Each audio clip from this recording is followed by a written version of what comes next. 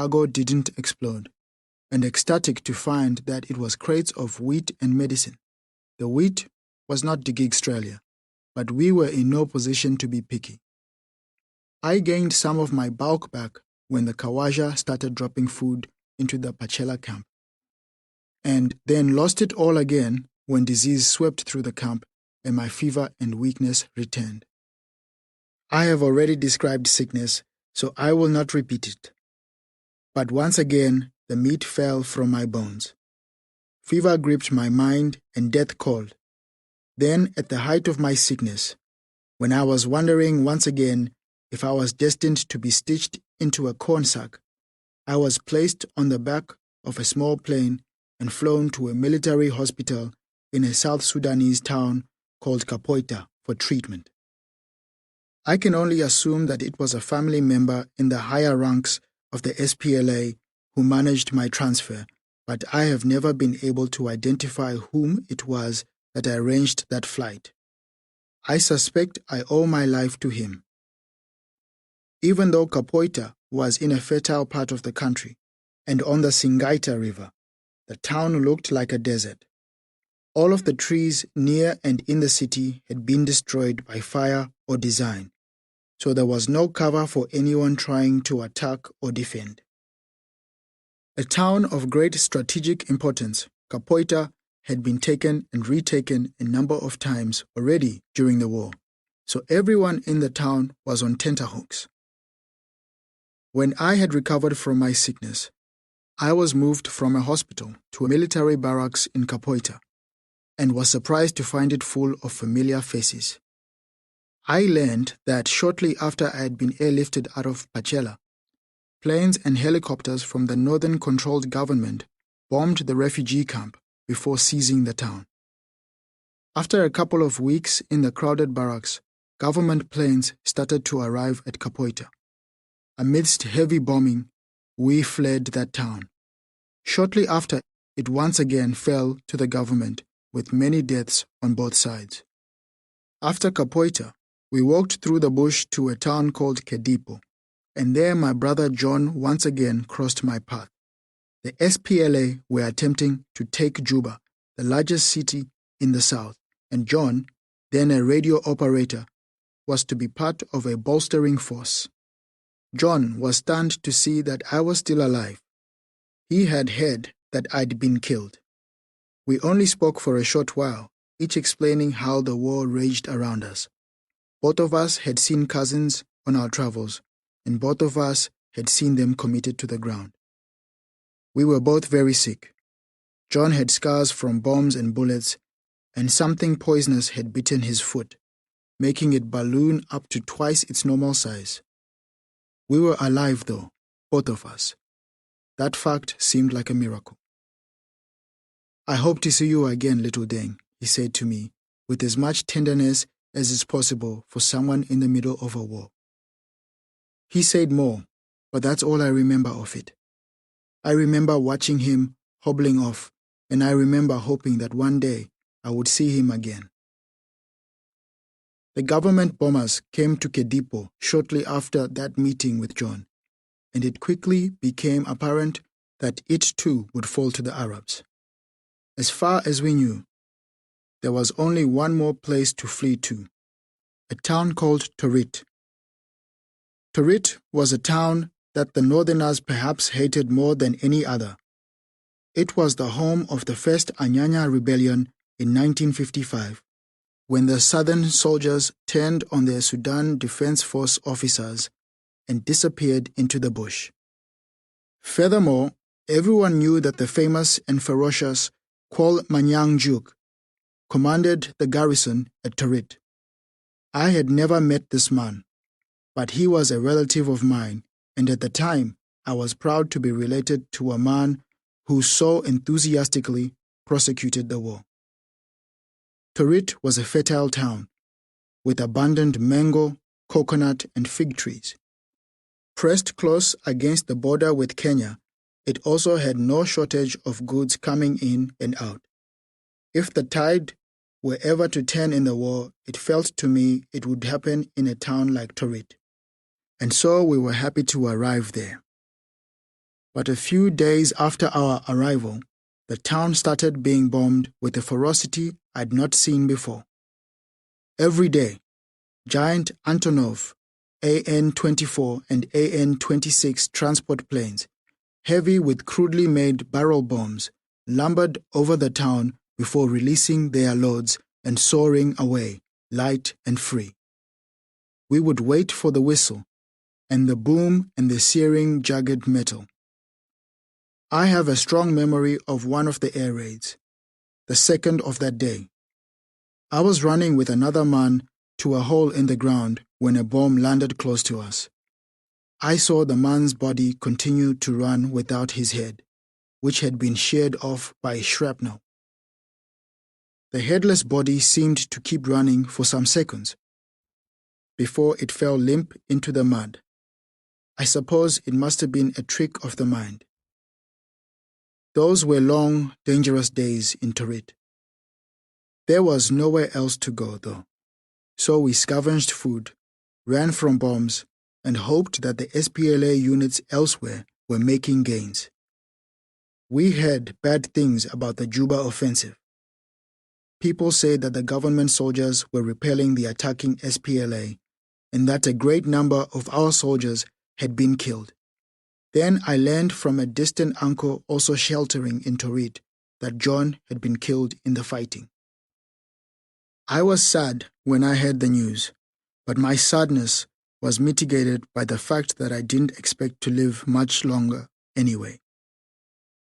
With no protection from the planes, our numbers were slowly thinning, and I assumed that we would all die from bombs, or the offensive that would surely come soon.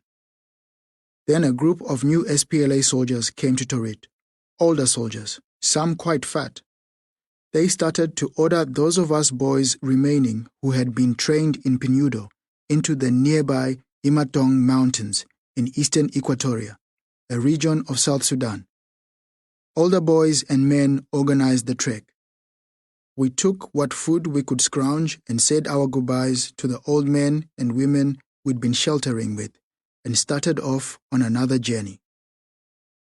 Some of our trip was on open plains, but some was across near impenetrable ground and dense forest. The trip also took us through areas controlled by the Toposa and Lotuko people, tribes that at that time were aligned with the northern-controlled government. Though we were being marched by armed and experienced soldiers, many boys and soldiers lost their lives in hit-and-run guerrilla attacks. Some of the killings would have been politically or tribally motivated, but most were just gun robberies, with the soldiers losing their weapons, ammunition, and lives when they dropped off the pack to urinate or rest. Most of us boys survived the trip, which took several weeks, and we finally arrived at a tiny mountain town called Ame, near the Ugandan border. We found it swollen by hundreds, perhaps thousands, of my fellow Dinkabo who were living in a hastily made camp. I wondered why so many of my people chose to be so far from the Nile, until I started to hear the stories. Thousands of people had died, it seemed, losing their lives on the blades of sharp tools or bludgeons. Our cows had been indiscriminately slaughtered, and the luaks and dams and fields had been burned or destroyed. There was rape too, which I now understood, and not only of the living. This had all happened over just a few days, and now more than 100,000 of my people had abandoned their villages. Many of them were sheltering in Ame, because it was one of the last places that my people felt safe. I thought about my mother. As I listened to more stories, I was told it was not Arabs who had decimated my people, but ghosts. Man and boy-shaped apparitions with ash on their faces and death on their minds. Of course, it was not ghosts that actually did the killing. It was men and boys. It's always men and boys. The killers were part of a faction of the SPLA, consisting mostly of people from the Nua tribe the second largest ethnic group in South Sudan after the Dinka. Most of the killers had been SPLA soldiers who had mutinied when Nua officers called for Dr. John Garang to be deposed and replaced with the well-liked Nua commander, Riek Machar. They were calling themselves the SPLA Nasir, named after Machar's base town, with their shock forces being a group of older Nua boys who called themselves the White Army. It was this last force that had enthusiastically conducted most of the massacres in and near my village. Many of the White Army were killing my people to help fulfill a prophecy foretold by a 19th century Nua prophet, Deng. Deng claimed that a left-handed man would take over the world, and Riek Machar's spiritual advisor, a man named Wanyang, was convinced that Machar was that left-handed man. The conquering of the world was to start with a massacre near my village. In the weeks that followed, more and more scattered war boys were delivered to Ame. They had come from throughout the south, with some walking for months. When it looked like no more boys were coming, we were all brought together for one last journey before joining the fight. Like most of the boys at that stage, I was more than ready to report for duty. We had been homeless for so long. We'd been hunted and bombed and chased from town to town. We'd seen small massacres and heard of very large ones. Now we thought we had an opportunity to have our voices heard. We all missed our mothers and fathers, not the woman and man who had made our lives possible, but the steel and the leader that would make our enemies' deaths possible. We all had the black tar of hatred stuck to our insides. We were ready to kill. From Ame, we were marched to a garrison town named Moli, and into a military base like the one in Ethiopia. There we were assigned new squads. All of us boys from broken units around the south were now reconstituted as the Red Army. I was ready to learn to fight and kill in that base, but for some reason it was not to be. I don't know why, but we were left in Moli without weapons or training. As was seemingly the case for any camp where we were left to stagnate, parasites and disease ran rampant through us. Jiggers were everywhere, and some of the boys ended up permanently crippled after the creatures made their way deep into their bodies via some wound or cavity. One boy in my unit even lost his penis after a colony of jiggers set up camp in his urethra. Once again, I was living in a familiar misery. The only framework of our day was military discipline and disgusting, meager rations. It seemed the camp was in disarray due to the Dinka-Nua split, which was decimating the SPLA. Government forces routinely attacked the supply lines from the fields near the Nile to the mountain bases, but sometimes there were no supplies to transport anyway, as a civil war within a civil war suffered endless tit-for-tat atrocities, killing farmers or pushing them from their lands. In Moli, we were given a handful of rotting sorghum grains each day, but they were not fit for a dog to eat. The grains could only be eaten after they were boiled in water and bush herbs, and even after getting that foul mix into our bellies, those grains weren't finished doing harm. Almost every boy got sick after each meal, with most of us becoming constipated. Some boys got so sick they were taken to the field hospital, and the rest of us had to manually void our bowels by going into the forest, finding a long, straight stick and scooping out the shit. The trees with the most appropriate branches were found by following the trails of dried blood and excrement. In Moli, there were both Dinka and Nua conscripts in the camp, and there was no apparent disharmony between us until, one day, gunfire erupted. I don't know what prompted the fighting, but after the shooting finished, most of the newer recruits disappeared into the bush. From that moment, those boys, many of whom I had shared the long journey from Penudo to Moli with, became my enemy. The war between Dinka and Nuer was to intensify in 1992, and Nuer commanders tried to turn the untrained boys into a guerrilla force capable of attacking SPLA bases in the mountains.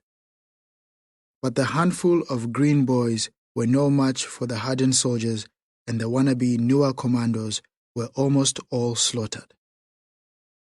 They were my enemy, but I couldn't help but feel sad every time I heard of another easy routing of the Nuer boys. As the war within the war worsened, conditions at Moli deteriorated. Even the hated sorghum became scarce, and there were often overlapping outbreaks of disease. Soon, more than a dozen boys were dying every day.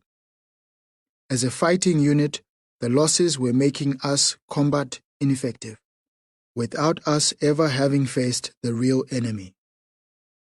The SPLA recognized this fact, so everyone who was able was marched higher into the mountain range to a town called Chukudum, which was now the center of SPLA operations.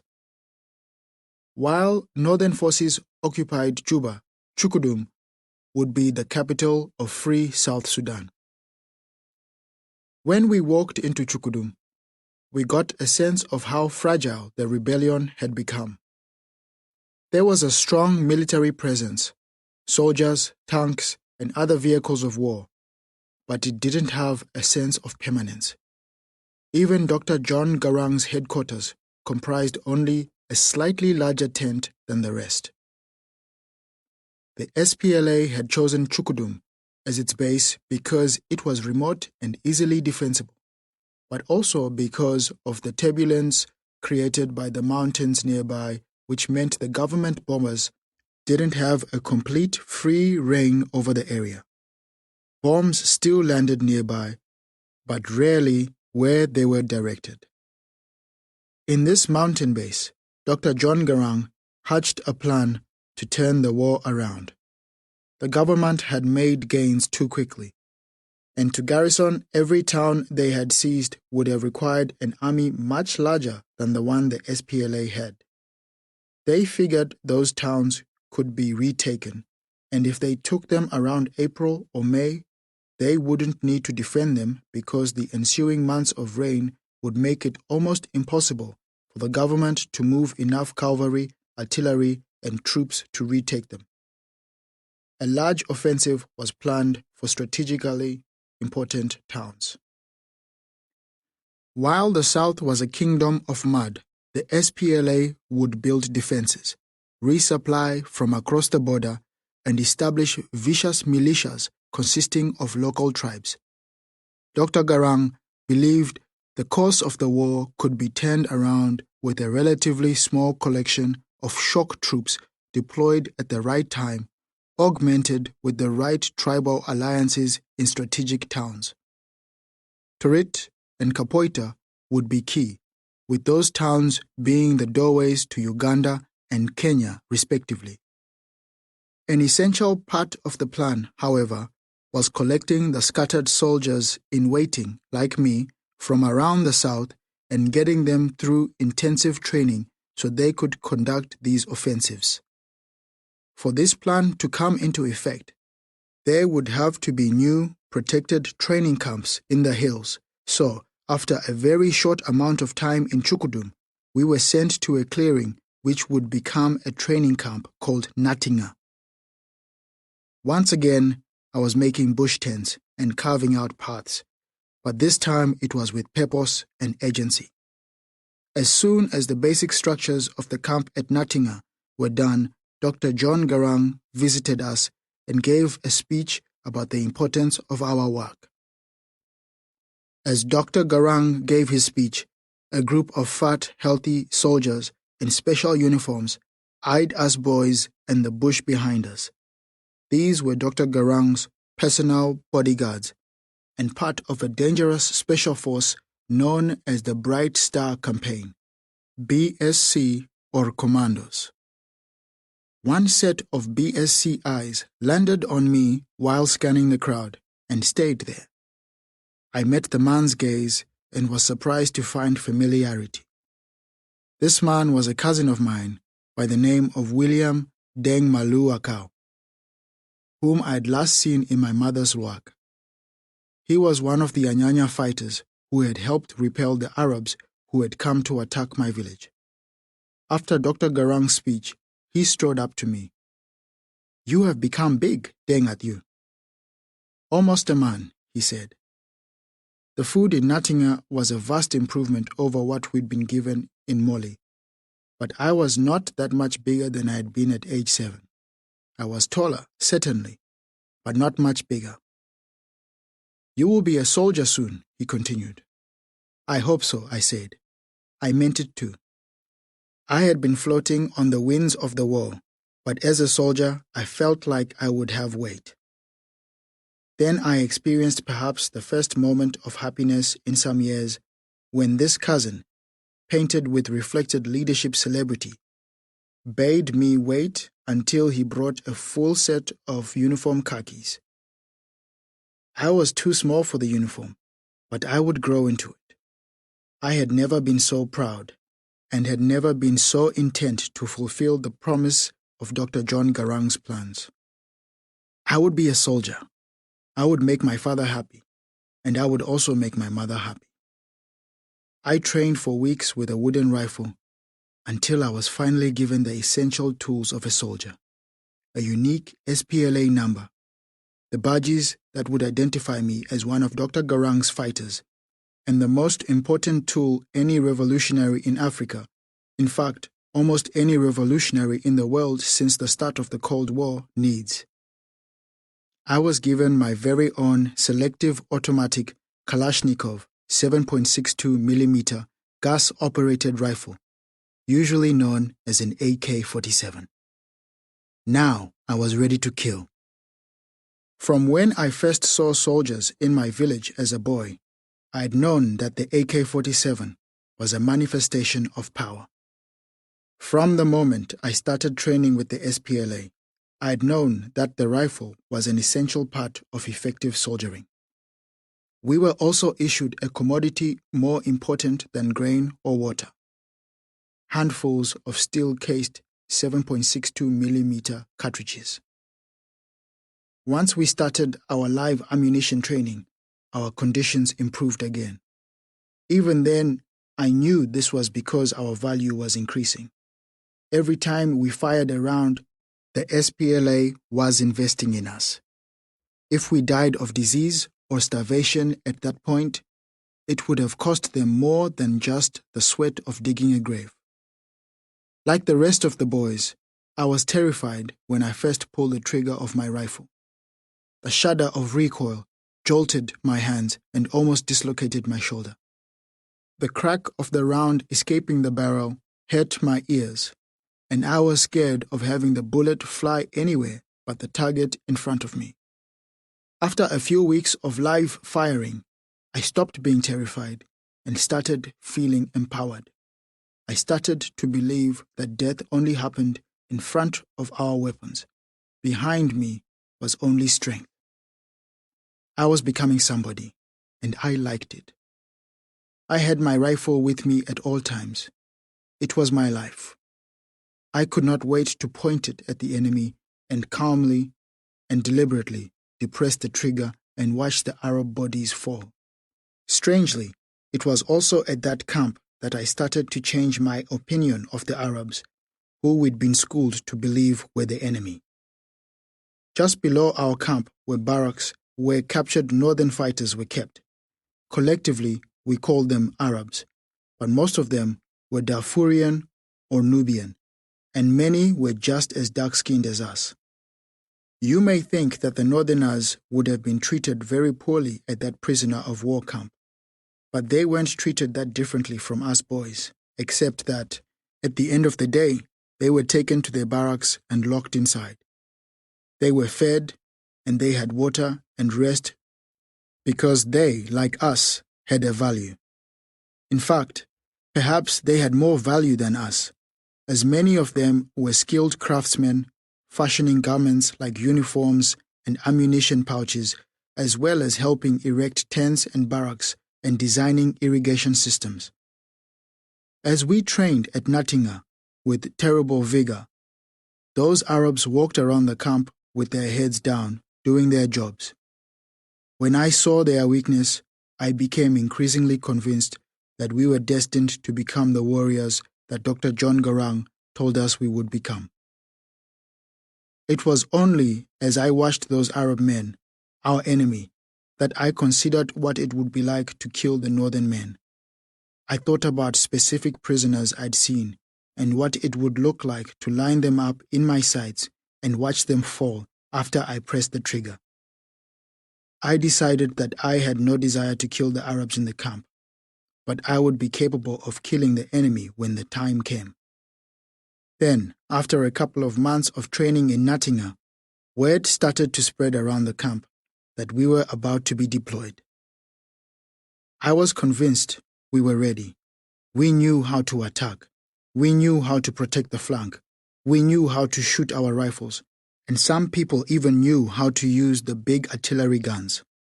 Some boys knew how to use the radio, and other boys knew how to put a bandage on another boy when he'd been shot. As far as I was concerned, there was no more to know about making war. We were ready to fight.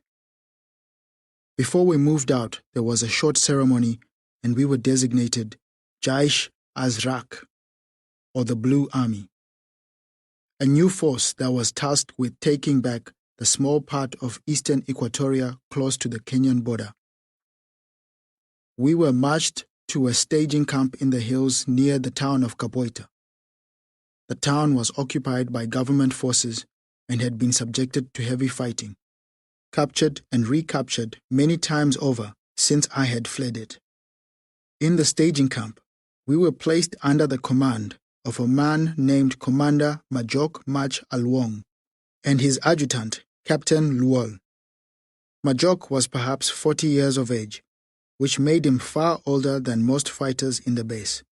Skinny and small, he had a narrow face, which could sharpen even more when he found something he disliked.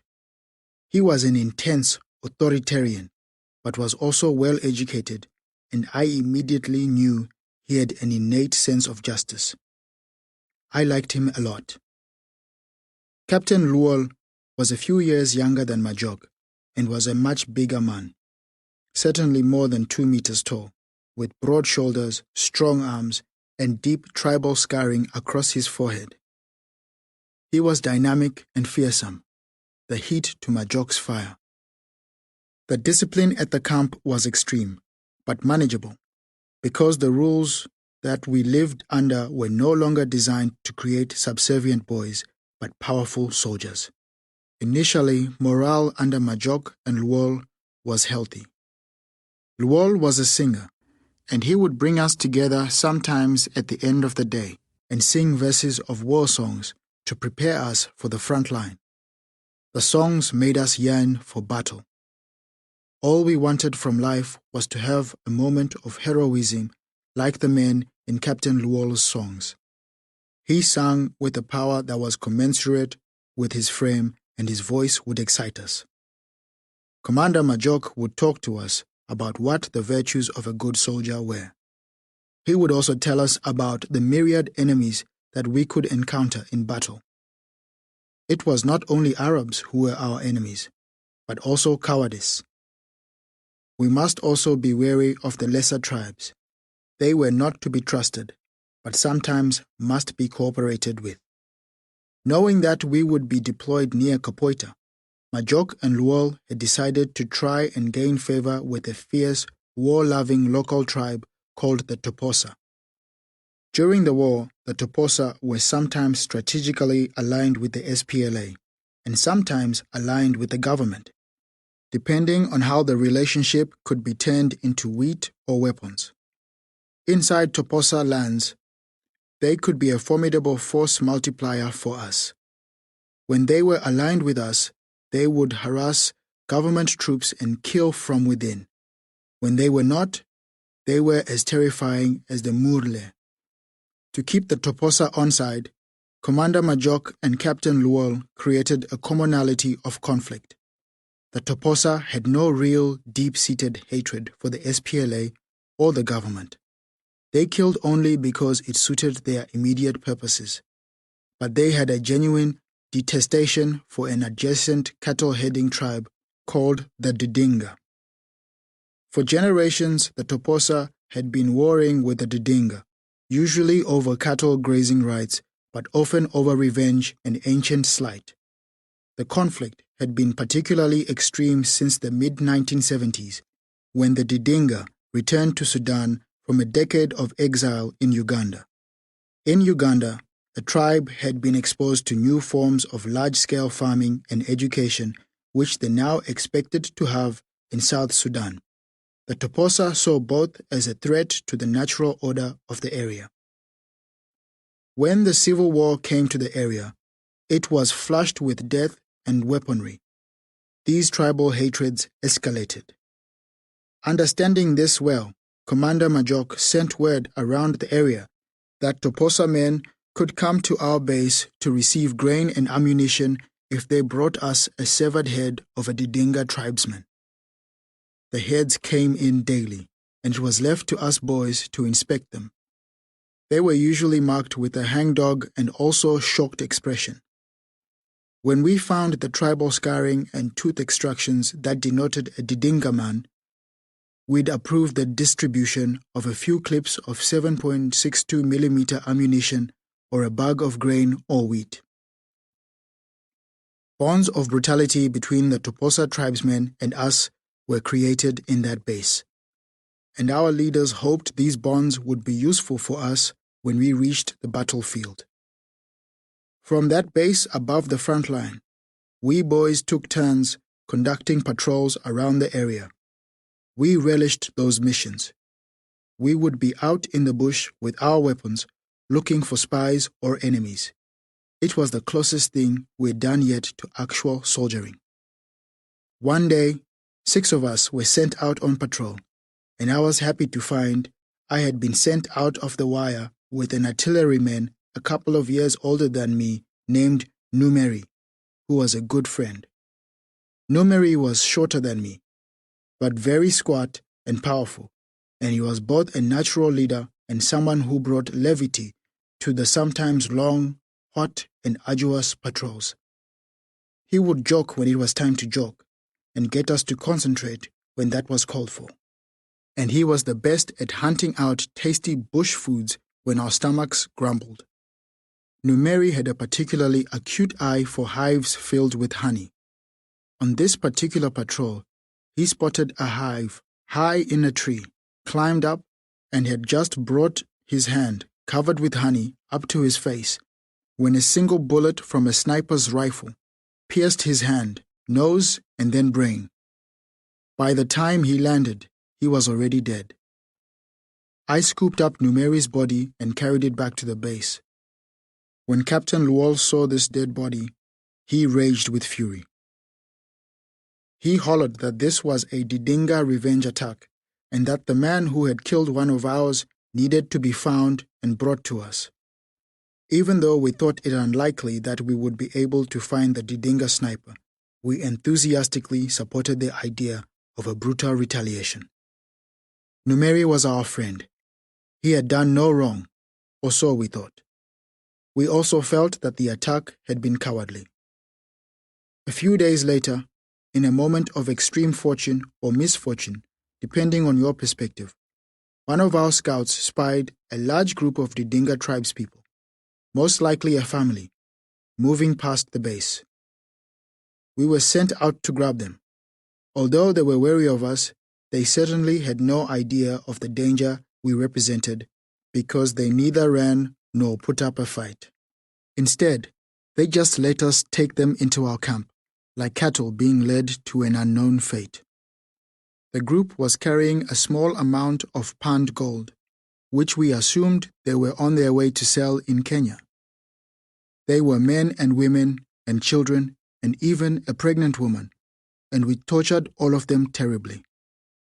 We called it an interrogation. But even I knew that they knew nothing about Numeri and the sniper who killed him. We hog-tied them, wrists trussed to their ankles, and dumped them in a hole in the middle of the hot sun that day. Without water or shade, they wriggled in increasing pain as the hours went on. We screamed at them, asking endlessly about Numeri. They tried to appease us, but couldn't, as they had none of the information that we wanted. This went on throughout the day and into the evening, until we were all tired from the interrogation and we went to the barracks to sleep. When we woke in the morning, the bodies of the Didinka people were ruined. Some could no longer move their arms and legs, and some had passed out from the pain and couldn't elicit any response except a croak or a groan. I wondered what would happen to them. Mid-morning, a group of us were sent off on patrol to one of the artillery positions just outside the camp. On the path to the gun position, we met with a unit of commandos heading back to our base. I knew their arrival had something to do with the Didinga people. We were not experienced torturers, but the Bright Star campaign men certainly were. Perhaps they could gain some information about Numeri's killer. As we returned from an uneventful patrol, my nose was filled with good smells. I said to the group that it seemed there had been a successful hunt in our absence. Perhaps we would be filling our bellies with barbecued meat when we got back to the camp. An older boy who had no nose, he had accidentally shot himself, laughed grotesquely. "You think a meal will be greeting you when you get back to the camp?" he said. "We will see, we will see." I was so naive. When we arrived at the camp, the BSC had done their work and left. 13 smoldering bodies were still filling the air with the smell of cooking. The bodies were white and grey and pink and black, and their skin had started peeling away. Their faces had melted and their hair was gone, as well as their breasts and genitals. The pregnant woman's belly burned fiercely, sometimes sending little blue and yellow spirals upwards. My ears were filled with the sound of crackling fire, and also the wheezes and whistles as the air in the bodies expanded and escaped. Every so often, I heard the howl of a hyena, excited by the smell of that meat. That smell, which had a few minutes before seemed welcome and inviting, started to choke my throat and turn my belly. Then, after a short period, I started to feel fine. My stomach was normal, and so too seemed my mind. I wondered if this was what it was to be a soldier. We had killed these people, but it didn't matter. There was so much death around. It did not matter how or why it came, nor even really to whom. If it were not us making the death, it would have been the Toposa, or the Nua, or perhaps the government, or one of the sicknesses, or hunger. We were all dead anyway, I thought. It was just that some of us didn't know it yet. The death of these people only mattered if they affected the prosecution of the war. Their deaths didn't affect the war, so they didn't matter at all. Or so I thought. It was the boy with the missing nose who noticed that there were 13 bodies on the ground, not the 14 we had captured. There was a frantic backtracking over the last few hours. It seemed that the BSC had arrived and decided all of the Didinka should be executed. Instead of spending 14 cartridges, the BSC used the butts of their rifles to knock the Didinka unconscious, hitting them on the back of their necks just below their skulls. Then wood was collected and a pyre was built. The unconscious bodies were then thrown onto the fire, but it seems that one of the men was not struck hard enough and had disappeared into the bush. A patrol was immediately convened, which I was a part of. We were to track find, and then kill this man. He would have been injured from the torture and the beating, so we figured we should be able to find him. We spent 2 days and 2 nights hunting this man. We found his trail a number of times, but ultimately he managed to evade us.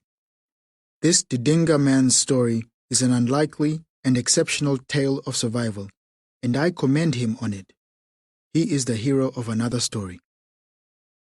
After evading us, this Didinga man connected with his people and then journeyed to Chukudum, where his tribal leaders and Bishop Taban confronted Dr. John Garang himself. The SPLA was attempting to present itself as a legitimate government in waiting, so the official response in Chukudum was one of outrage. The man was given an apology and was told that punishment would be meted out to the perpetrators. The punishment doled out to us was, in some ways, extreme, and in another way, completely inconsequential. The SPLA ordered that our unit was to be sent to the bloody front line against the government soldiers in Capoeira. It's what was designed for us all along, and the thing that we had craved for some years. But it's easy to see it as a punishment too, as few of the boys survived the ensuing battles. I was 11 years old.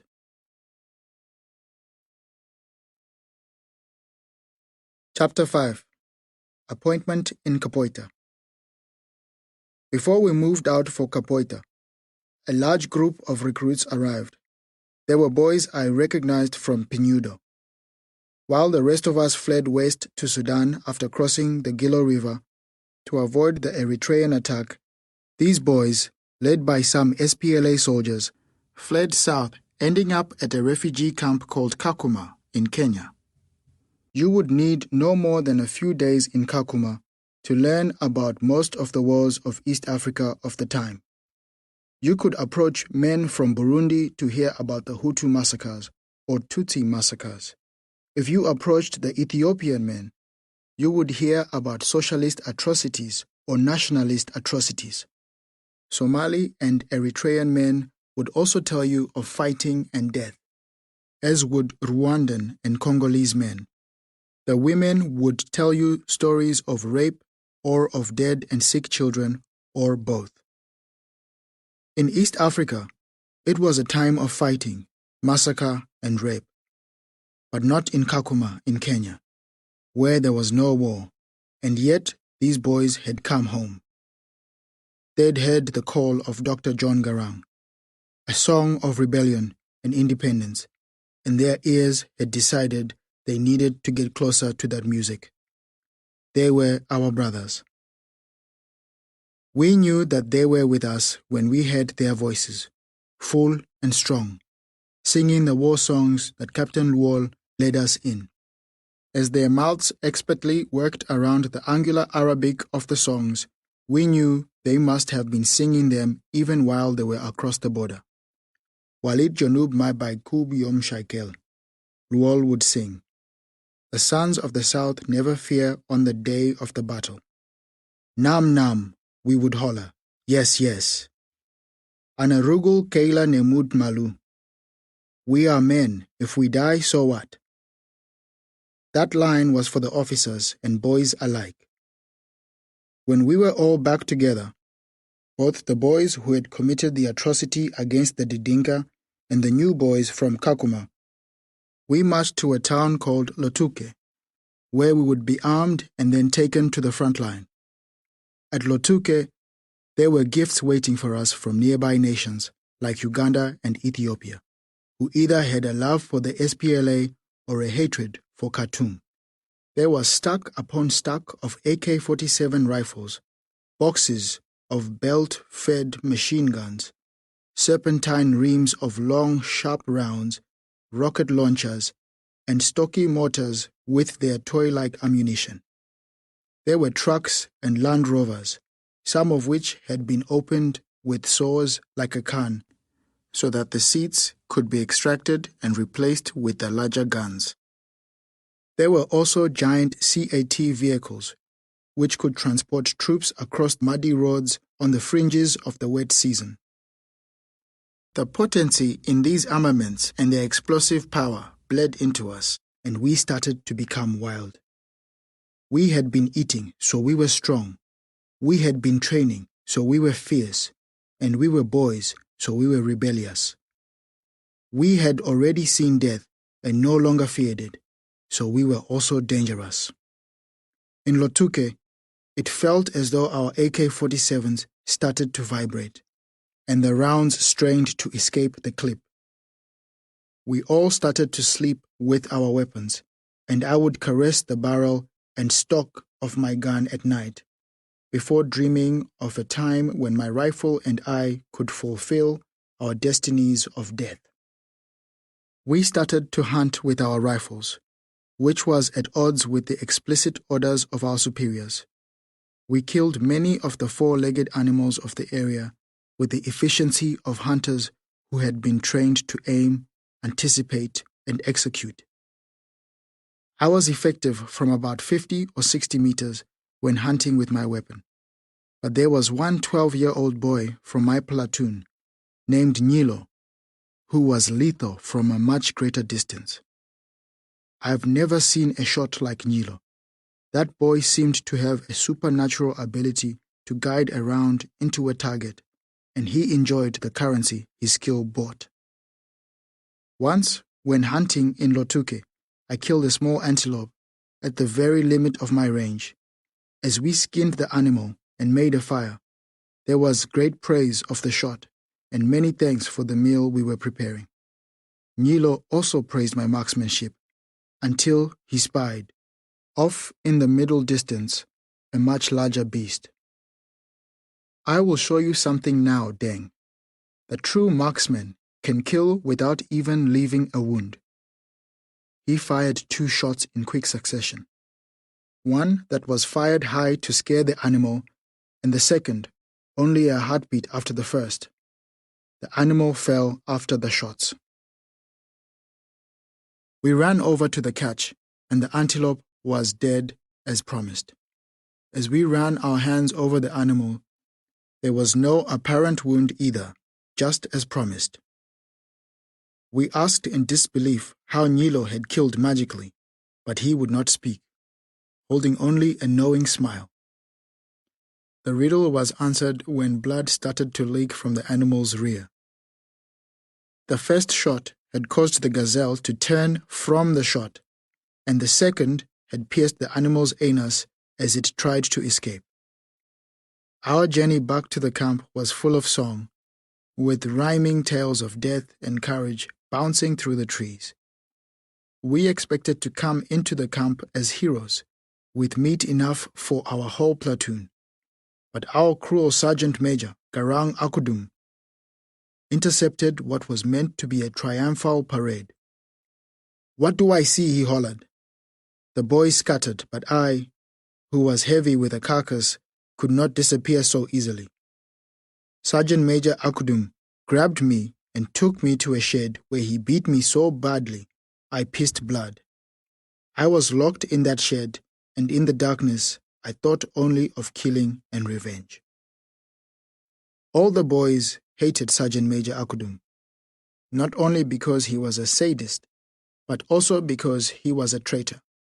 Everyone knew that he siphoned off our rations so he could trade them for sex with tribal women nearby. He did the wrong thing by us, and he did the wrong thing by Dr. John Garang. When I was let out of the shed, I went straight to my barracks and loaded up my weapon. The boys followed as I hunted Sergeant Major Akudum, with the safety off and a round in the chamber. When I saw him, I ran at him, pursued by men and boys. It was a comical scene of running and threats and shouting. I got 2 shots off before I was disarmed and beaten. Sadly, neither bullet went into the sergeant major. Instead, they embedded into a tree he was hiding behind. I was put back into the shed, but in the darkness, I did not regret what I had tried to do.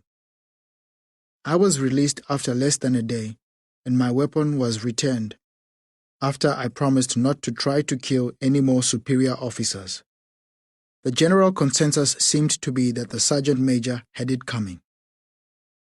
My incident was only one of many like that in Lotuke.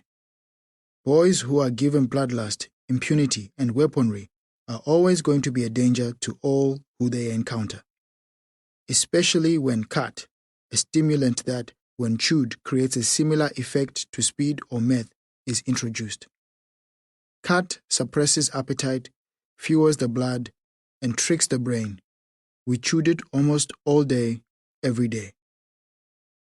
During the time we spent in Lotuke, we physically got no closer to the front, but mentally we inched nearer. We will show our fearsome intent by walking around the camp with the safety switch off our rifles and around in the chamber. This often resulted in boys accidentally shooting themselves or their squad mates. So many of the boys, including me, ended up putting around in the chamber with the trigger depressed, creating a deliberate jam that could not be perceived by the other soldiers we were trying to threaten. After all, it was not sad to die, but it would have been sad to die so tantalizingly close to the front line without having fought. In our stimulated haze, we could think of and talk about nothing but death, valor, glory, and the front line. Killing became an addiction that could not be adequately serviced, so, for some boys, death became an acceptable substitute. Many nights, we would be woken by a single shot, usually fired by a boy who had wrapped his mouth around the barrel of his rifle and depressed his thumb against the trigger. It was a strange thing. The boys who did that would go to bed with hearts as full of cause and fury as the rest of us, and then, sometime in the night, they had decided that they could not wait for the battlefield to die. We didn't mourn those boys. We did not think less of them either. They were just dead. Anarugul Kaila Nemud Malu. We are men. If we die, so what? More and more ammunition was being trucked into Lotuke for the planned assaults ahead, and most days we siphoned off 7.62mm cartridges. We planned to trade them with some local tribesmen who said they would swap ammunition for food. On the day of the planned trade, we told some older boys who had been in Lotuke for some time about our plan. They warned us that the local men would likely betray us and kill us as soon as we handed over the ammunition. It had happened before, and would probably happen again. We could almost taste the extra grains in our mouths, though, so we quickly came up with a plan. We would boil most of the bullets, leaving only a couple at the top of one clip, which we would fire off as a tribute to the quality of the rounds. Then, even if they double-crossed us, we wouldn't be in danger. When we met the tribesmen, we fired off the 2 rounds as planned. We handed over the ammunition, and they handed over quite a large amount of wheat and sorghum. As soon as we turned our backs, the newly armed men loaded their weapons and tried to kill us. None of the bullets would fire, though. As they looked confusedly at their inanimate weapons, we laughed and raised our rifles. We didn't kill them. We considered it, but perhaps because we were laughing so much, the killing mood paused and did not come back until after the tribesmen had melted back into the bush. When most of us left Lotuke, we were marched to Komachi, the final SPLA staging base for the assault on Kapoita. Our camp sat directly above the town, on a hill, and we could see our goal. It was the town I had run from while government bombs rained down, and a place of such strategic importance that I felt I would be honored to die attacking it. Kapoita and Torit, the doors to supporting nations Kenya and Uganda, were hallowed names for us at that point. Great, bloody battles had happened in those towns, battles that were immortalized in the songs of Captain Luol. As a Western child might fantasize about Disneyland, we dreamed of Kapoita. We were so close to our dreams. In Komachi, the older soldiers pored over miniatures of the town, while we waited for the green light to attack. Day and night, our artillery roared from a position behind us, loud death flying towards Capoeira.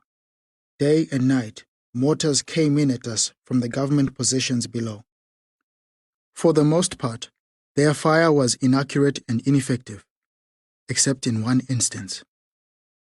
That time, they used the smoke of a cooking fire to triangulate their target, and that round came in like an arrow to a bullseye, exploding right next to our cook while he tended to a stew. He was killed instantly, with his intestines leaping into his bubbling pot. There was an order issued afterwards that there would be no more cooking and no more fires. The skies were blue in the days before the assault, but our commanders knew that soon the clouds would come, and with them the rain. The movement of men and machines would be severely hampered then. If the SPLA were to take Capoeira, it would have to happen very soon. Our commanders knew that, and the Arabs would have known it too. The upcoming fight could be felt in the air. After almost a week in Komachi, we were called to conduct our first raid. Our platoon commander, Manute Chin Ajual, a man who had been training us since Natinga, told us we were to take our positions. "I have trained you very well, and I'm sure none of you will die before you have fulfilled your destiny," he boomed. There were more roars than cheers. "Are you all ready to die?" he asked, with a glint in his eye. "Nam, nam, nam, nam, nam," we all replied. That word followed us as we marched on Capoeira. At a point in the bush, Captain Luol hissed that we should all shut up and crouch and wait. We could see the buildings of the town below us, and we couldn't wait to be in combat. There was no fire coming in, nor any going out, but the thrumming in my chest was easily as powerful as any artillery. We waited, crouched in that long grass for an eternity, until we saw what we were waiting for: Bright Star campaign commandos. Strong, tall, and with expressions of pure determination, they strode towards the town. My pounding heart filled, and it nearly exploded when the sound of heavy machine guns and grenades filled the air. The battle had begun, and soon we were called to join it. Captain Luol and Commander Majok stood, and Majok turned to us with a smile of pure ecstasy.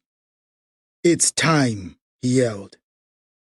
Majok and Luol walked forward with an unhurried gait, and we followed in a low-profile crouch, as we'd been taught for such assaults. Soon we could see the buildings ahead, and the muzzle flashes from the machine gun bunkers and sandbagged windows. Dirt spat at us as rounds came in, and trees splintered and flaked as they were hit by supersonic shards of metal. Majok and Luol never flinched or slowed as they walked towards the town, even though tracers sometimes blasted like lasers between them. Majok and Luol had the poise of superheroes. The rounds continued to come in, and I wondered if that pair of men could even be penetrated by something as mundane as a bullet. As we moved ever closer to the town, I could see that there were a number of fights already underway, with the BSC commandos engaging some of the machine gun nests from cover. We crawled on, and Majok and Luol strode on, and my heart kept thumping until Luol leaned back on his heels and hollered in an undulating and euphoric voice, "Hajum, Hajum, Hajum, Hajum, Hajum, Hajum! Attack, attack!" We had been waiting for that call, so we leapt up from our crouching positions and sprinted as quickly as we could at the town below. Guns that weren't already engaged turned to us and started to fire. I often heard a whiz when a round made its way from Capoeira, but every so often there was a crack, as though the bullet was shattering air. I will forever know the difference between rounds fired near me and rounds fired at me. We ran as fast as our legs could take us, screaming with bloody intent, zigzagging in the way we had been trained to do. I could see the faces of the enemy now, those Arabic invaders who had come to our lands to steal away our way of living, if not our lives. None of them were of Arab descent, though. They were all Nubian and Darfurian, many likely press-ganged into the Northern Army, and all almost as black as I was. But these men were still the enemy, and they were firing at us. When I was within effective range, I picked a window with a machine gun poking from it, planted my feet as I had been trained, raised my rifle, and started to fulfill my sacred destiny. The rounds from my gun spat at the machine gunners with all the accuracy I could manage. The bullets in my clip disappeared quickly, so I advanced my position, and behind a tree, I went down on one knee and popped in a second clip. Clack, clack. I was whole again. My first mission was half over, as this raid was just an exploratory one. We were to sweep across enemy positions and expose the hidden machine gun nests in the buildings and bunkers. When identified, the spotters behind us were to relay the firing positions to the artillerymen at Komachi. When engaged, we were told not to dig in, but to move on quickly across the battlefield. We were to be small and nimble, and judicious with what meager ammunition we had. In retrospect, we were little more than bait. I started running again and spent my second clip at another position that had opened up on our platoon. Soon my feet had thumped on enough dirt torn up by bullets and artillery that I was on the edge of the bush again, and in a position of defilade from the machine guns. I was out of range and safe. I could still hear the staccato chattering of enemy guns, but that song was no longer playing for me. My first battle was over, and far too quickly. Had I killed? I wasn't sure. Was I dead or wounded? After patting my body, I was sure I was not harmed. Was that really all there was to fighting in a war? I came back from the battle with only snapshots of memory, faraway muzzle flashes, strained enemy faces, and the popping sound of guns. Was there nothing more for me than that? Was I more now than I had been this morning? I dared myself to go back to the battle to make sure that I hadn't missed anything. It had been drilled into us that a good soldier must forage in the battlefield.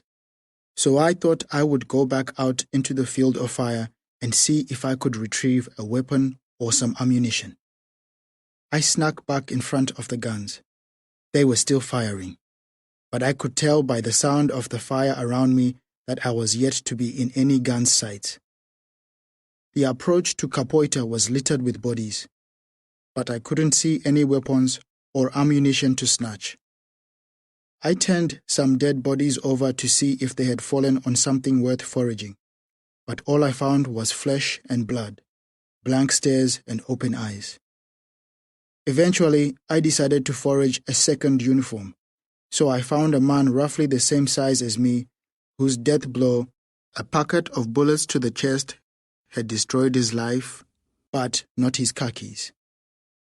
I had heard that at the moment of death, everyone shits in his pants, and as I started to pull the dead man's pants down, I found proof sticking to his ass. I returned to Komachi with no further incident. I wondered if I was now a soldier. I had the weapon, the uniform, too, and combat experience. I had fired at the enemy and had been fired upon. There was only one possible requirement that I most likely had not met, and that was the requirement of killing. A smell followed me back to Komachi, a smell that first came into my nose in Penudo, when those soldiers had been executed in front of me. Quite a large meal greeted our platoon that night, but I could not eat, because each bite tasted like that alive dead smell. Food had been a joy of my childhood, and now it felt that my last possibility of pleasure had been consumed by battle. My hunger has never really returned, and even now, I don't enjoy food like I once did. As the artillery continued to rumble, and Majok and Luol planned, we watched from our spot above the town and waited for our second bite of combat. Each of us war boys planned 1,000 times the path of destruction we would take when unleashed again. We had been too eager before, we agreed among us, and we'd also been too timid. Next time we would be methodical, efficient, and ruthless. The enemy would not be so fortunate again. With a head full of battle, I had 3 more nights of rest without sleep, and 3 more meals without hunger. That smell would not disappear before it was time for our second assault on Kapoita. This was to be a much larger attack.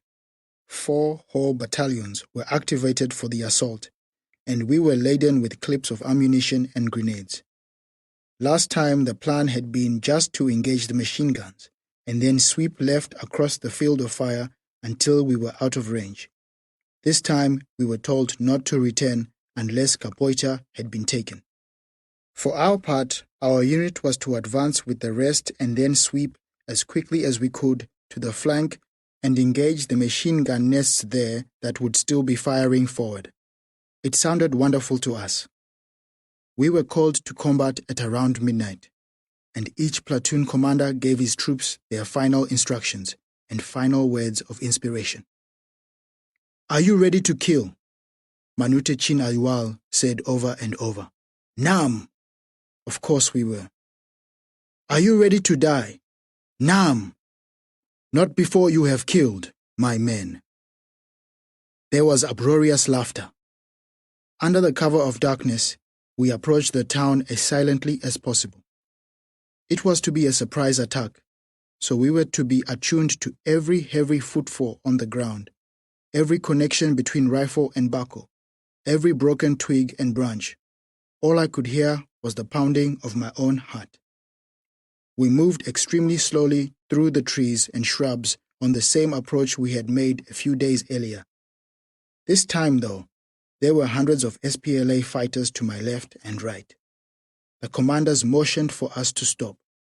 The darkness of night was still on us, and the attack would come with the first light of the day.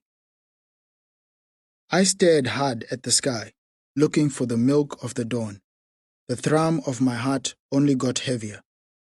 Fantasies ran through my head of a battlefield littered with dead Arabs and the SPLA flag raised high above the buildings below us. I looked at the boys around me.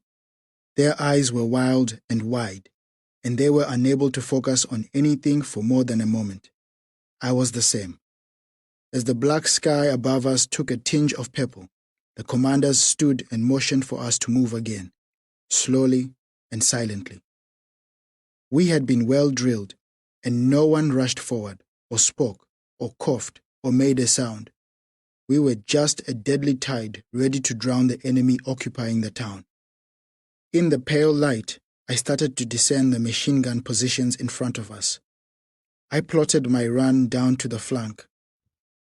I would have to move in a serpentine fashion to avoid being an easy target for the machine guns if they were to open up. Perhaps they would not open up though. Perhaps we could move close enough for our grenadiers to... Boom! One of the boys in front of me was launched skyward by an anti-personnel mine.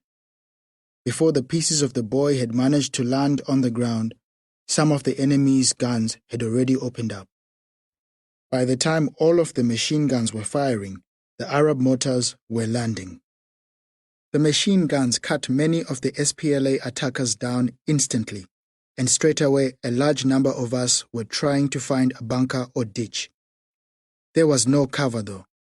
Majok and Luol stood fast and yelled in Arabic for us to move up and keep attacking.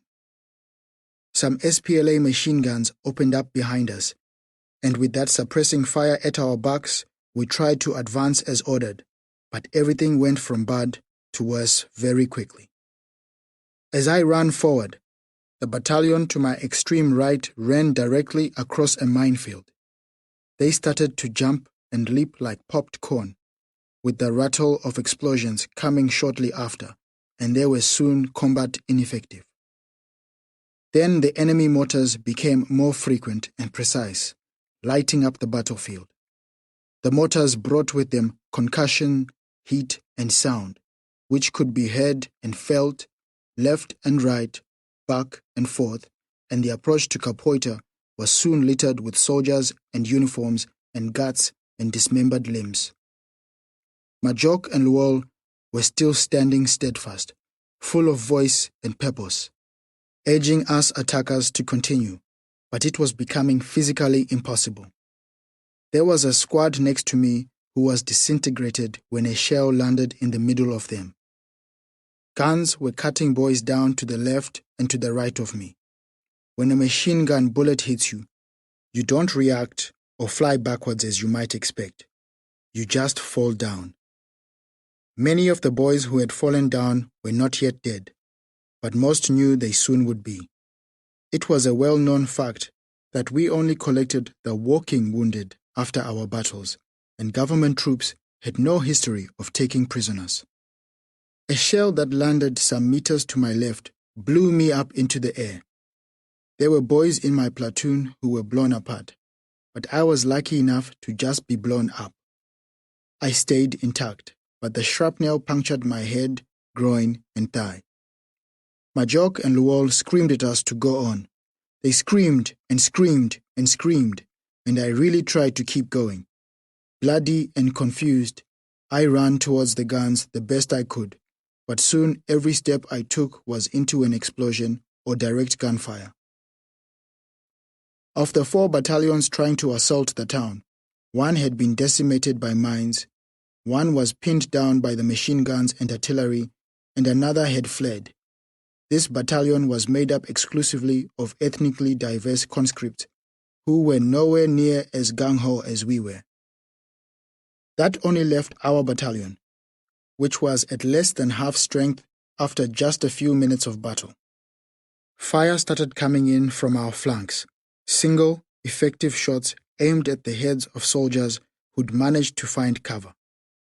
My comrades started to fall dead, courtesy of these new snipers. It was Toposa tribesmen firing on us. I briefly thought about the Didinga dead, the heads and charred corpses, and it seemed unfair that all of that death hadn't even brought us a quantum of loyalty. Perhaps brutality is not how loyalty was earned. We tried to return fire. We tried to shoot at the Toposa and the government troops, but we were now firing on too many fronts. The Toposa were the proverbial fat lady. They only entered a battle when they were convinced an assault would fail, and now they had come to help clear the battlefield so they could loot corpses and gain favors from the government defenders. We were fucked, and we all knew it. Those from my brigade who were still able tried to wheel to the left flank as we'd been ordered, but the attack was over and we were just running away at that point. I ran towards a tree, beyond the range of the machine guns, where I saw dozens of SPLA soldiers collecting. A man in my platoon called Peter Randit was running with me. "You are bleeding," Peter Randit said. Randit means big man in Dinka. My head was bleeding, and my body and legs were bleeding. I touched all of the spots where artillery had pierced me. None of the wounds had cut into the inside parts of me. "No, here," Peter said, pointing to the small of my back. When I put my hand there, I found a gouge the size of a coin and a faucet of blood pouring out. As soon as I felt the bullet wound, I fell to my knees. "And here," Randit said, pointing to my crotch. I grabbed my penis and testicles and found that I had been shot through the balls. I fell to the ground. I tried to stand, but fell again. Randit, who was strong and fit, and working as a runner, relaying information from unit to unit, hoisted me over his shoulder and pointed us towards the spot where wounded were being collected. From Randit's shoulder, I looked at the battlefield, which was a mess of torn-up dead and torn-up men and boys. There were bodies hanging in the trees and in holes in the ground, and there were arms and legs a long way from any of the bodies. Randit dropped me amidst a large group of injured and ran back to the battlefield. Within that group of broken soldiers, there was an odd levity. A man who had been shot in the buttocks joked that he hoped he'd be able to shit again. Another who had collected a packet of shrapnel in the groin joked he would never be a father. A man who had suffered many gunshot wounds to the torso asked if we had anything we'd like him to tell God. Another man who had lost a leg said the man should tell God to make up a bed for him because he would last longer than the other man, but not much longer. There was much laughter. I can't remember who died first, but both men were gone within the hour. Randit came back with another man, whom he dropped on the ground, and also a story that he told. He had seen Captain Luol, who had lost both legs to artillery. Randit said he saw Luol looking at his legs in disbelief before placing his pistol to his forehead and pulling the trigger. Later, Peter Randit came back with another wounded man and another story. He had found Commander Majok. He was lying under a tank, shredded by shrapnel wounds. He too was dead. Randit came back again and again, always with another injured soldier and more stories, until he did not come back anymore because he had been killed by the machine guns. There was another SPLA offensive after ours, and that one was successful for a moment. The government machine gunners were killed, and their weapons were seized. Our attackers did not manage to take the enemy mortars, however, because the government troops mounted a counter-offensive, and our people were killed or driven back to Komachi. In the days that followed, the government machine gunners, our boys who walked into the mines, the soldiers who were unlucky with the fall of the artillery, the soldiers who walked into the machine gun fields, Captain Luol and Commander Majok and Peter Randit all slowly rotted into the chained-up earth of the approach to Kapoita. No bodies were retrieved. It's not what was done in that war. Eventually, a truck arrived at our collection position, and us wounded were stacked in the back like firewood. Blood mixed, and there were groans and shrieks as the wheels bounced and we were taken, not to Komachi, but to Chukudum, where we were driven to a hospital for assessment.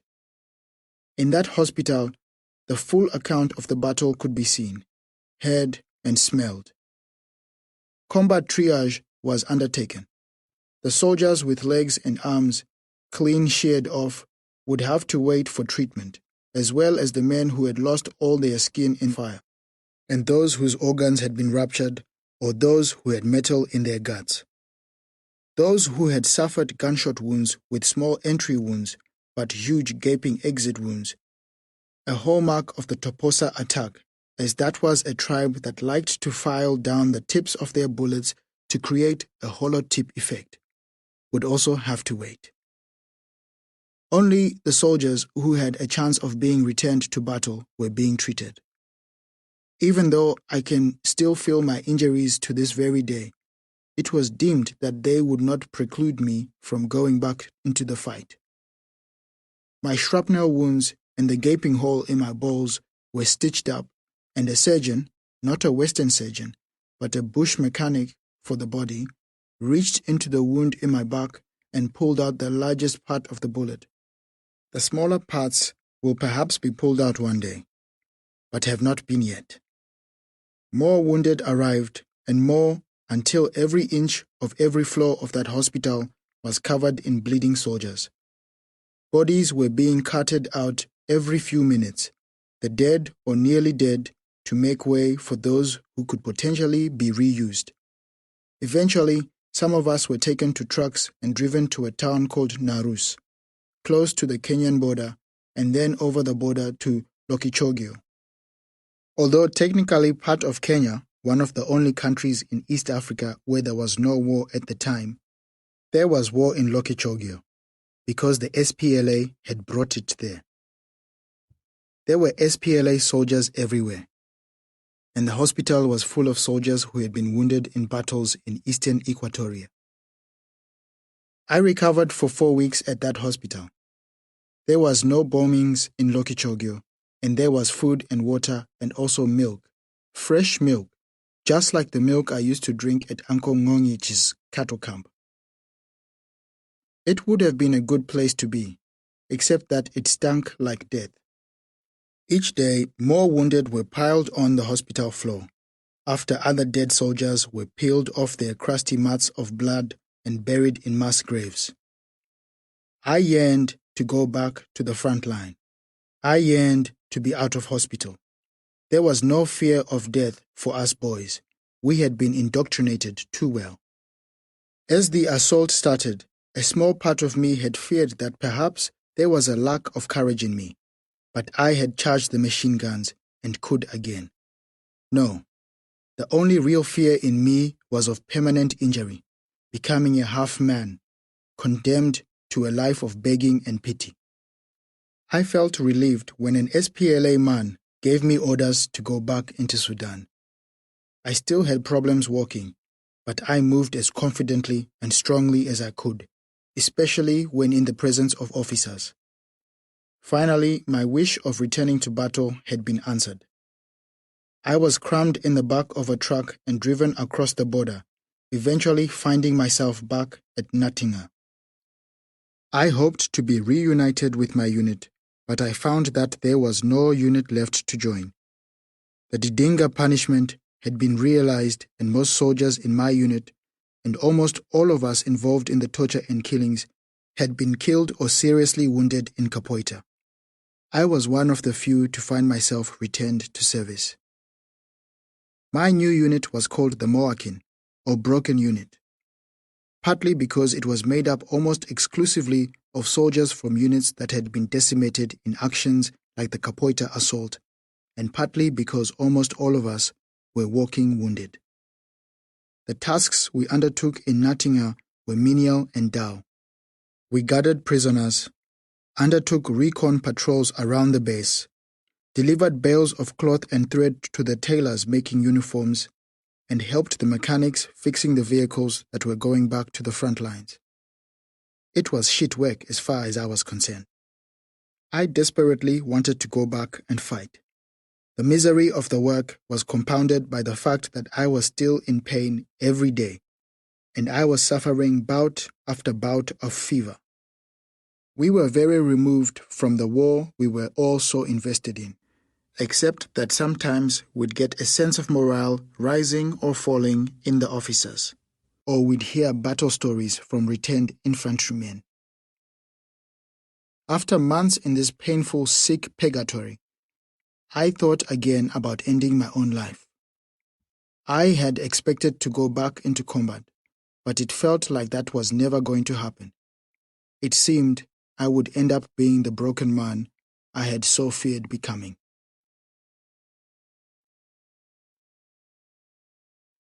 Chapter 6. The Return of John Mack. I was like a ghost in Natinga until, after a few months with the Moakin, my wounds miraculously started to improve, and soon my morale came back. Perhaps I will be able to fight again. Perhaps I will still kill Arabs, I thought. I started to be able to do more and more karate, a compulsory activity at most SPLA bases, as well as play long games of soccer. I started playing football with a boy of the same age as me named Michael. Michael was not treated well in Natinga because there were some rich people in his family and he had avoided fighting in the war. I liked him though, and not only because he was an exceptional soccer player. After games, we used to share our experiences, and Michael told me about his sister, Elizabeth, who was across the border in Kenya and was married to an SPLA officer named John Mack, which was also my brother's name. This John Mark was from a village near Bo, and he was Dinka Bo, and the same age as my brother. I told Michael stories of the war and of my village, and he talked about this brother-in-law who'd met Michael's sister in the Yita refugee camp in Unity State a few years earlier, and then spent more time with her in Kapoita, where Elizabeth was sheltering after fierce Eritrean women had chased her from a refugee camp in Ethiopia. When John Mark saw Elizabeth in Kapoita, he declared that he was going to marry her. A year later, Elizabeth was in a refugee camp in Ame, near the Kenyan border, and another man threatened to marry her. Hearing this, John Mark rushed to Ame and married Elizabeth, and then was sent back to military duties in the town of Nimule, on the Ugandan border. Michael was convinced that his brother-in-law was my brother. I knew better than to believe so easily. Untruths were easily told during the war, sometimes because of miscommunication and sometimes because of wishful thinking. I wouldn't give myself over to a hope. I had heard of my brother John's death many times, and this was the first time that someone had suggested he was alive. Michael took me to his mother's house and told me, in great confidence, that John Mark was coming from Nimule to pick up Michael and his other sisters and take them across the border to Kenya. This John Mark had also heard that his own brother was in Natinga, and he would try to liberate him too. At the very least, I was convinced that Michael thought that my brother John was alive and coming to get us. I still did not completely believe, though, that it was a fact. Someone who was dead in the war was dead until you saw them alive with your own two eyes. Then, one day, my brother John appeared. He was injured, with new scars and agitated, fissured skin, the result of an insect bite he'd suffered in Juba, but he was very much alive. He also wore officer's stripes. For many years I had thought John had been killed in battle, and he had thought the same of me.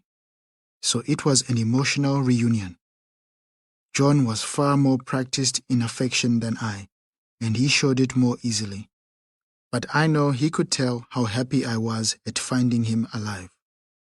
John had official dispensation from the army to drive to Kakuma in Kenya to receive more medical treatment for his wounds, and to take Elizabeth's family with him, Michael and Michael's mother and sisters.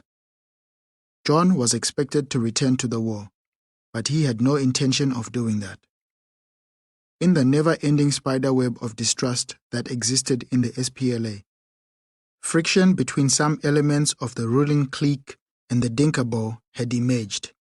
John was a visible representative of the latter, and a lightning rod of distrust. John spoke some English, and was better educated than many of the SPLA men, having learned a little in the church at Mading near our village that the Arabs destroyed. Many of the uneducated officers in the SPLA were quick to draw assumptions about John's ambitions. In the SPLA, having ambition but without the guns to back it up was often a death sentence. Although John, like most good officers, had a few things to say about the prosecution of the war, he was no dissenter or mutineer. Some months before we left, he had been treated as such, though.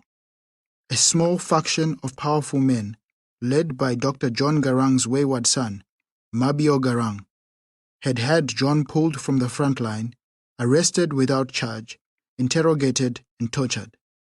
Eventually, John was released, but at that point, he knew that if he stayed in South Sudan, he would most likely not survive the war. Not only had he pushed the limits of luck in frontline engagements, but now he was also threatened from behind.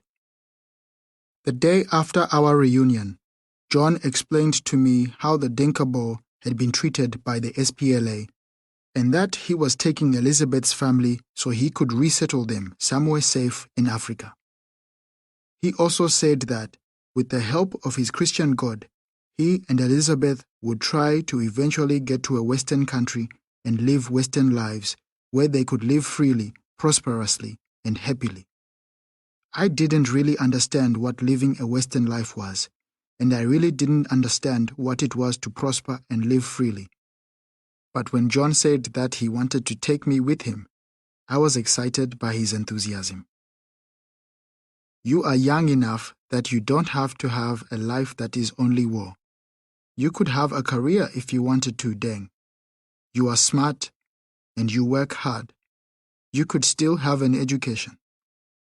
Since the moment back in our village when Adut had lied to me and told me I was going to get an education in Ethiopia, I had often thought about what an education might be. My real dream was of going back to the front line though. I had no desire to leave the war, but I didn't want to leave John and his strange, unbridled positivity either. All of the other connections in my life had been severed, even those with Dr. John Gorang and my AK-47, because I had not been trained to guard tailors, mechanics, and terrified Arabs. Finding a brother again reminded me of how strong family bonds could be, and John in particular was such a dynamic influence. John said the first stop in our journey would be the giant refugee camp, Kakuma, in northern Kenya. I had actually thought of trying to make it to Kakuma before, when I was stuck as part of the Mowakin.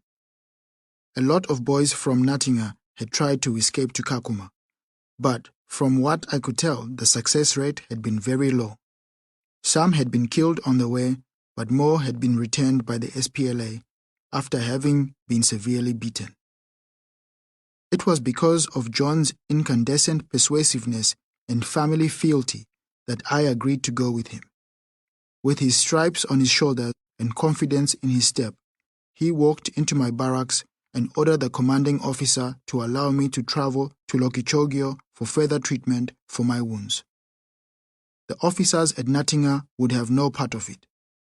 I had been on unrestricted duties for months, and they'd seen me playing football most days. The request was not only refused, it most likely created a healthy amount of suspicion. John decided we would be leaving the next night. To stay longer would be dangerous for both of us. When the time came, I felt little of the drama of the moment.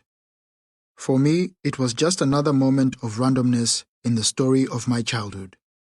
If we succeeded, I would just be in another camp, hungry and sick, yearning to be fighting. If we didn't make it, I would be beaten and sent back to the menial duties of Natinga life, yearning to be fighting.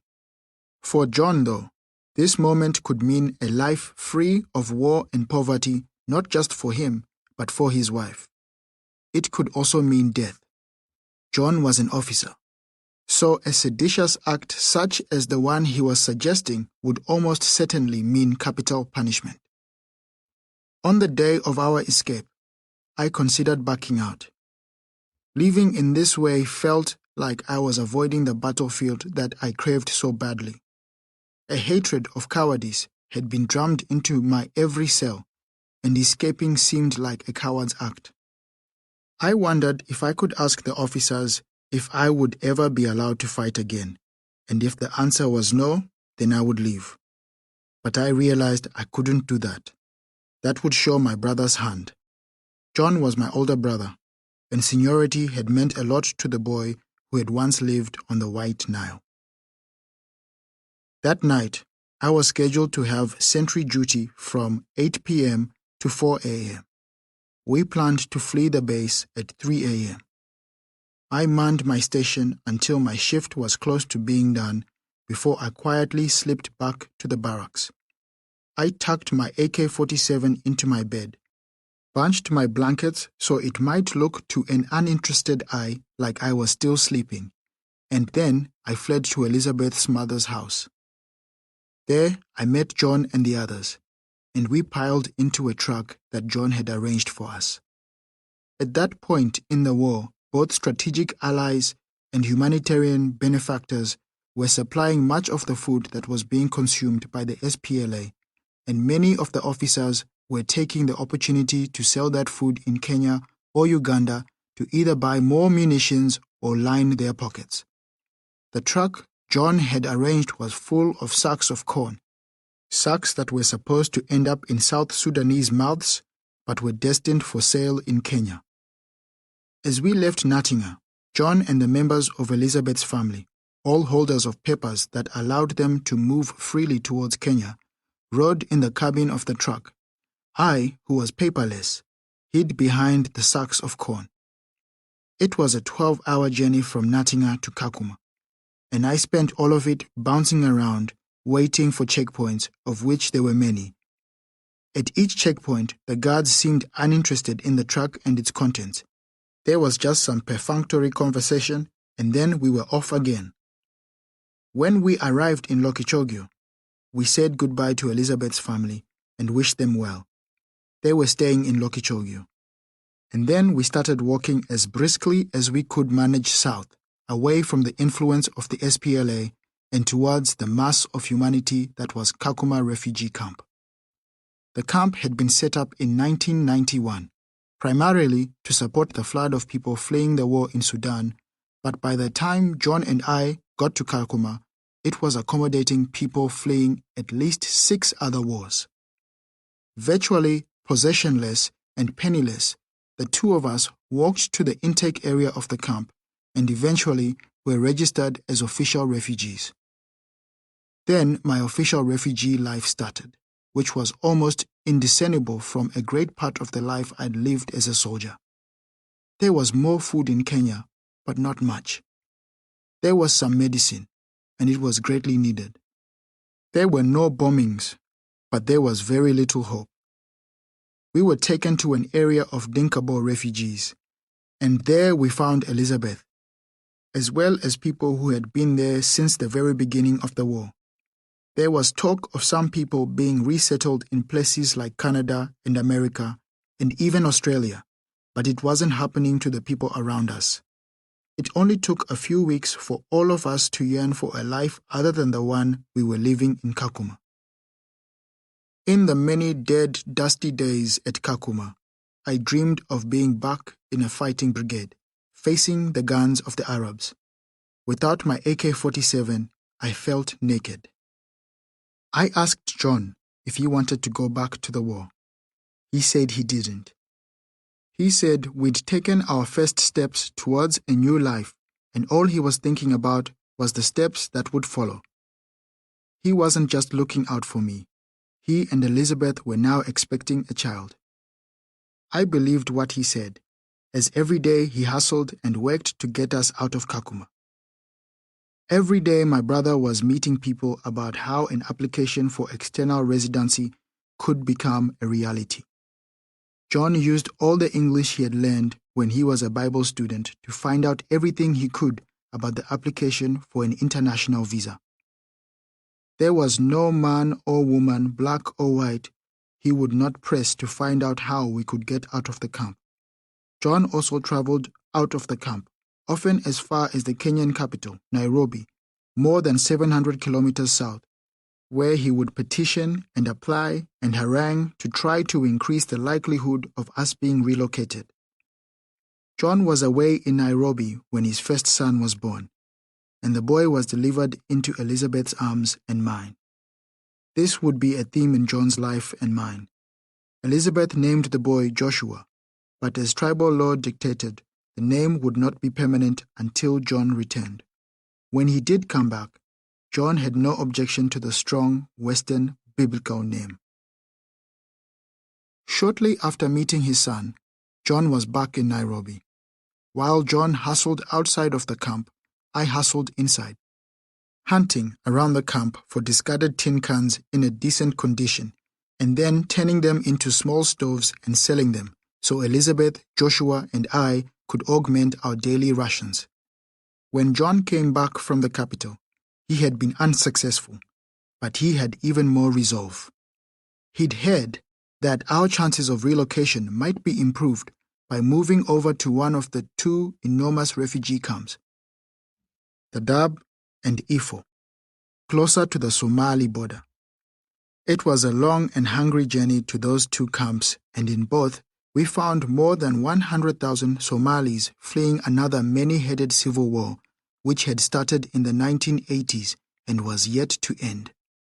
There were Sudanese at both camps, but our numbers were small by comparison, and the militant Somali groups in the camp, who had no problems bringing their weapons into the supposedly demilitarized camps, hated us as only true believers can hate apostates. There was gunfire most nights in those camps. When I heard the snap of the bullets, it would anger me greatly as I thought about the pointless waste of potentially dying in a war that wasn't even mine. The gunfire usually came from a group called Al-Shifta, which would later become internationally famous as Al-Shabaab, one of the most violent actors in one of the most brutal theaters of war in the world. Al-Shifta would sometimes sweep through the Sudanese part of those camps, firing in the air and asserting their dominance. The role of us Sudanese in that particular charade was to flee. One night in the Ifo camp, when the guns started to rattle and my countrymen and women started to run, I decided that if Al-Shifta wished to kill me, then I would let them. I would not be running anymore. I lay in my cot as the Islamists swept through the camp, and I waited for a bullet. No Al-Shifta men came into my tent that night, though. They just rolled past me, like an unbroken wave. When the Al-Shifta men disappeared, John returned, and then he and I had the worst of our many arguments. He told me I had lost my memory of what a life was worth, and I told him he had lost his memory of what pride was. He told me I was an idiot. I told him he was a coward. After that last word, John went into a rage and beat me very badly, lacerating and bruising my face and body. It was the first and last time he ever beat me, but he got his money's worth. It's common for Sudanese parents and older siblings to beat young children when they get out of line. But I wouldn't accept a beating from John.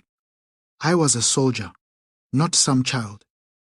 Yes, he was my older brother, but I was not well practiced at being a younger brother or a family member at all. It had been so long.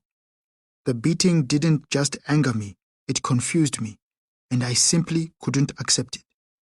After the beating, John left in some distress himself. After I washed the blood away from my face, I went to one of the holes in the camp fence and walked into the dark.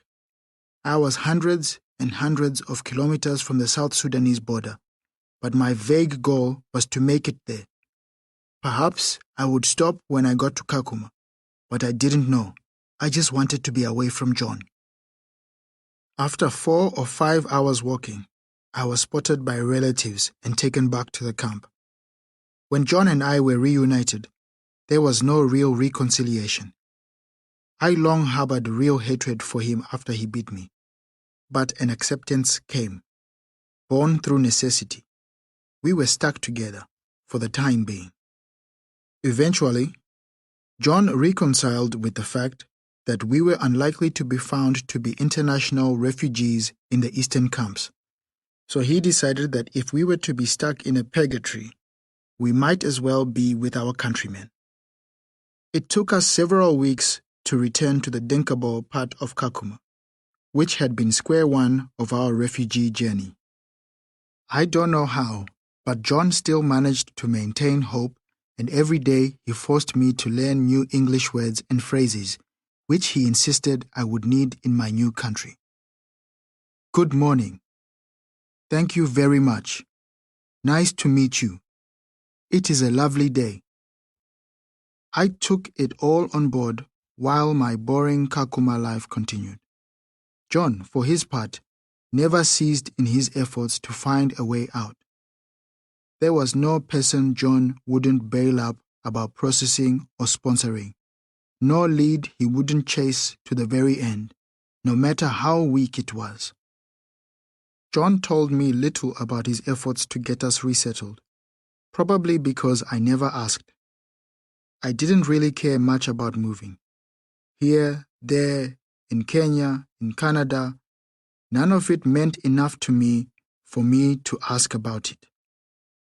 Then John met a Kawaja woman, a counselor from Australia, who was trying to help people in the camp with their bad dreams and sad faces.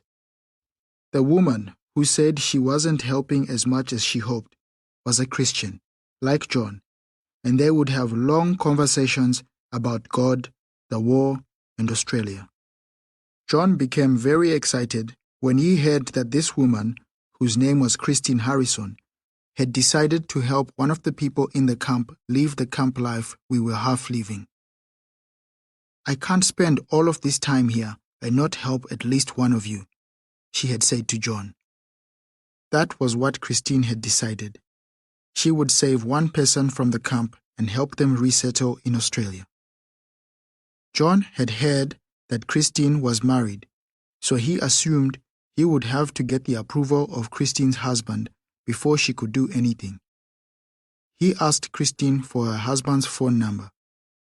With that number in hand, John set off to the only place he knew he could make a phone call: Nairobi, 700 kilometers away. John must have believed strongly in this lead because before he left, he made me promise that I would sneak into the organized English classes for refugees who were on the verge of emigration. John had taught me those few English phrases, and I already had a jumble of languages in my head: Arabic, Amharic, Dinka, Nuer, but I often didn't know the source of the words I was using.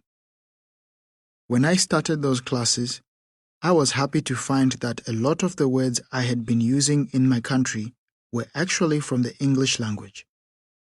I enjoyed learning what English words I could, but just for the joy of learning, not because I thought much about their application like John did. I had little conception of the life that the people who were moving on after their English lessons were to be living.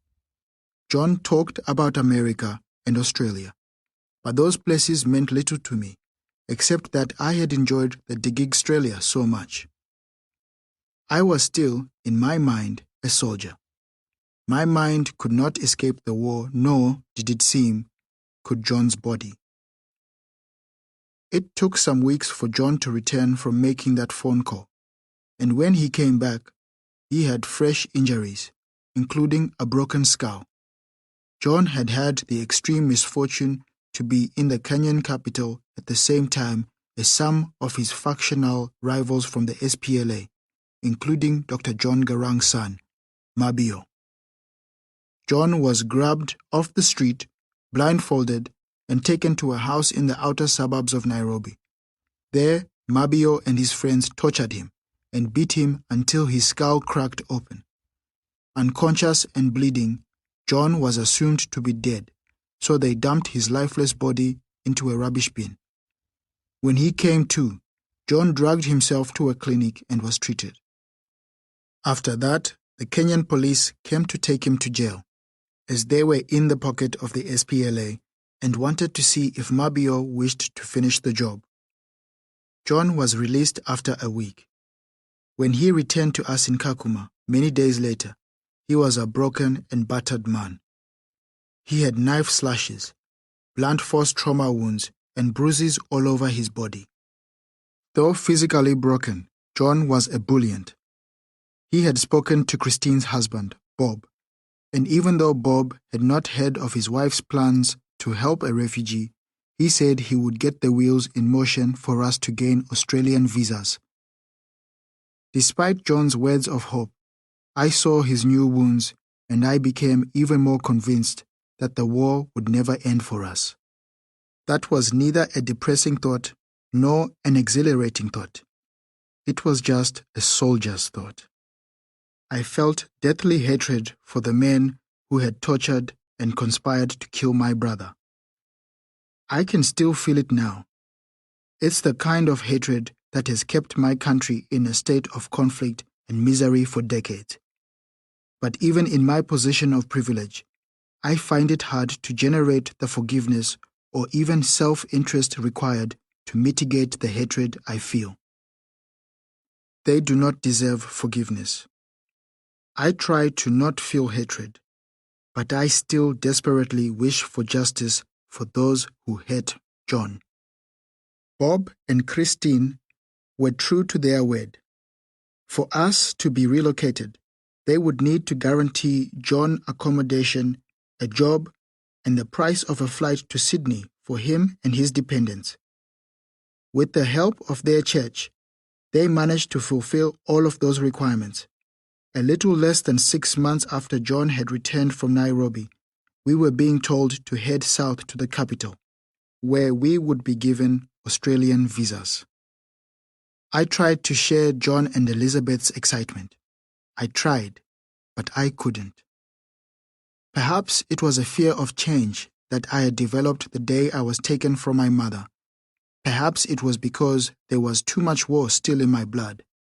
I don't know what it was, but I felt nothing, while John and Elizabeth were vibrating with happiness. We were relocated temporarily to Nairobi, and I had never seen such a place, with more cars on the road than I had ever seen cows in a field. There was so much food too, all types of meat and fruit and vegetables and milk. It seemed that there was no need to be hungry in Nairobi. But we were not welcome in Nairobi, even though we were there legally. Nearly every time we went outside, the police stopped us, and even when we showed them our visas and exit papers, they still threatened to lock us up and take our accreditation unless we greased their palms. John was scared that he would be thrown into jail and possibly sent back across the border. But in each instance, the cops were just shaking us down. We were the poorest citizens of perhaps the poorest country on earth, but the Nairobi police still wished to squeeze us if they could. We kept a very low profile before our flight. The day before we left for Australia, a cousin of ours, whom I had heard of as he ascended through the SPLA ranks, visited us. His name was Mckelvey Deng, and he had risen to the rank of general. But even that elevated rank had not kept him immune from the internal friction that perpetually plagued the SPLA. General Mckelvey had also suffered torture at the hands of the SPLA and was in Nairobi receiving treatment for various wounds. When John explained to the general where we would be resettling, Mckelvey told me I must be prepared for cold like I had never experienced before. I, like most of my people, hate the cold. And seeing the trepidation in my face, the general produced a gift. The cold is only to be feared when equipped with the wrong clothes. Take this, he said, handing over a woolen vest. On that day, I was 14 years of age, and I am still quite partial to adding a vest to my suits.